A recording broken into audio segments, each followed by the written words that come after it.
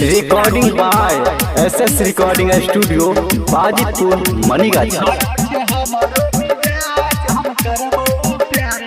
गिरे छोपाला गोरी लोले न साल गे अखन नाज तोहर छौ पूरा माल गे।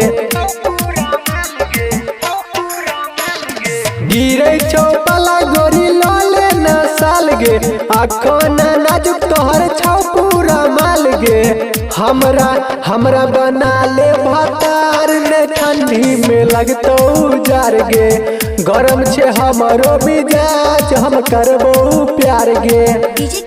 Recording by SS recording studio Bajitpur Manigachhi. रात भर रखबो तोरा पाजा में साइट के हिक भर माजा तोरा देबो हम रात के। आहे गई रात भर रखबो तोरा पाजा में साइट के हिक भर माजा तोरा देबो हम रात के। रोजे रोजे अंडा खिएबो तोरा गोल गोल हरदम गरम तोहर रहतो गोल बोल। हाँ रोज रोज अंडा खिएबो तोरा गोल गोल हरदम गरम तोहर रहतो गोल बोल।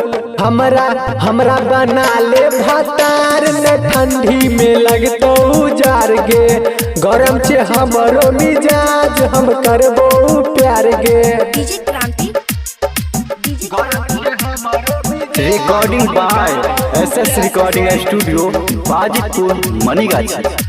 मम्मी पापा तोहर बुझो ने दुख के झरना सन चेहरा भेलो ठंडी में सूख के। आहे गए मम्मी पापा तोहर बुझो ने दुख के झरना सन चेहरा भेलो ठंडी में सूख के। राइटर रोशन सुमन रहै छौ हट के राम रंगीला हरदम रहै छौ साइट के। हाँ राइटर रोशन सुमन रहै छौ हट के राम रंगीला हरदम रहै छौ साइट के। हमरा बना ले भातार ने ठंडी में लगतो जार गे। गरम छे हमारो मिजाज हम करबो प्यार गे।